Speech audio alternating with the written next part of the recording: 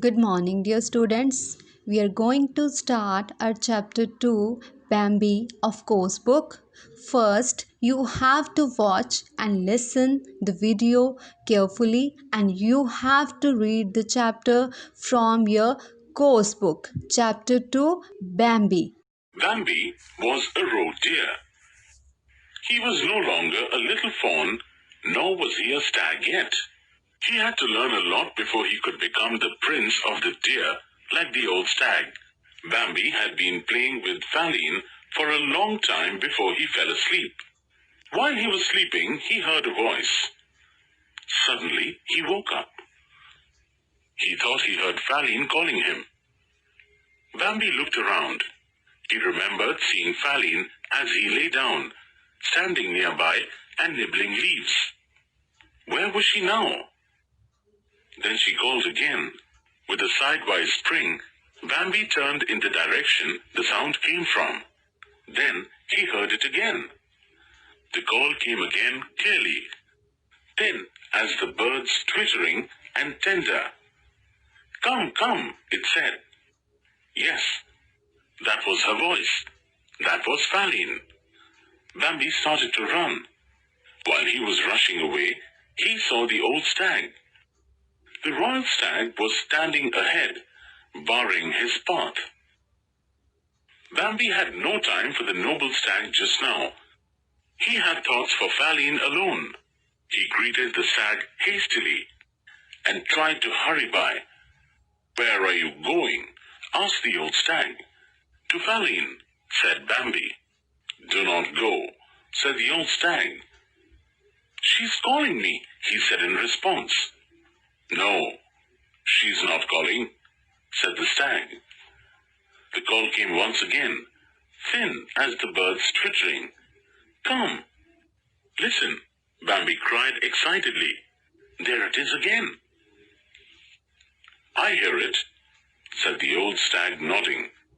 Bambi felt the ground burning under his feet. But, he said, I know her voice. I will come right back. No, said the old stag sadly.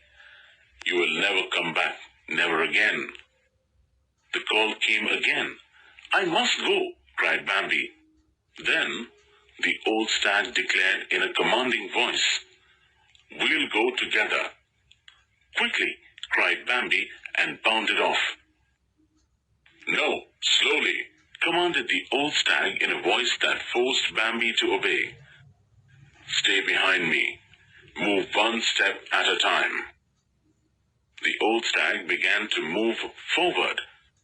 Bambi followed, breathing heavily with impatience. Listen, said the old stag without stopping. No matter how often the call comes, do not stir from my side. Bambi did not dare to oppose.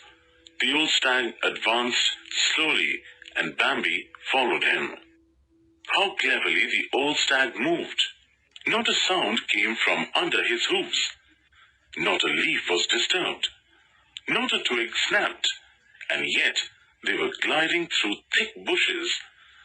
Bambi was amazed and had to admire him in spite of his impatience.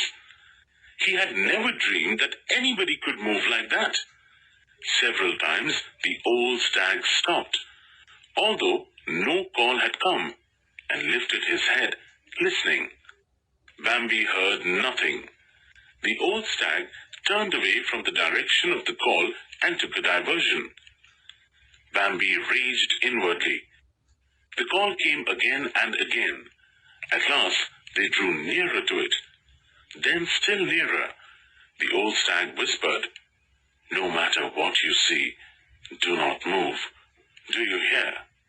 Watch everything I do and act just as I do, carefully, and do not lose your head. They went a few steps farther, and suddenly that sharp scent that Bambi knew so well struck them full in the face. He swallowed so much of it that he nearly cried out. He stood as though rooted on the ground for a moment. His heart seemed to be pounding in his throat. The old stag stood calmly beside him and motioned with his eyes. It was Man.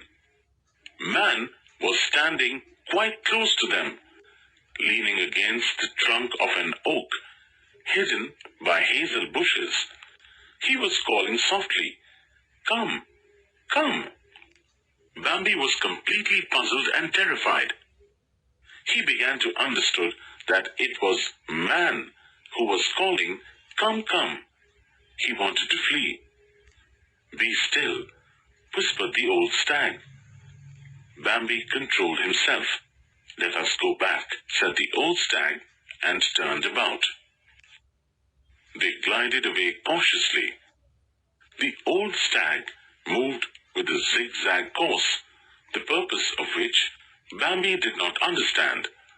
He wanted to run fast, but the stag walked slowly, stopping and listening.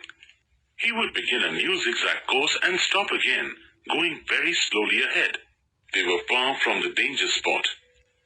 "If he stops again," thought Bambi, "I'll thank him." But suddenly the old stag was nowhere to be seen.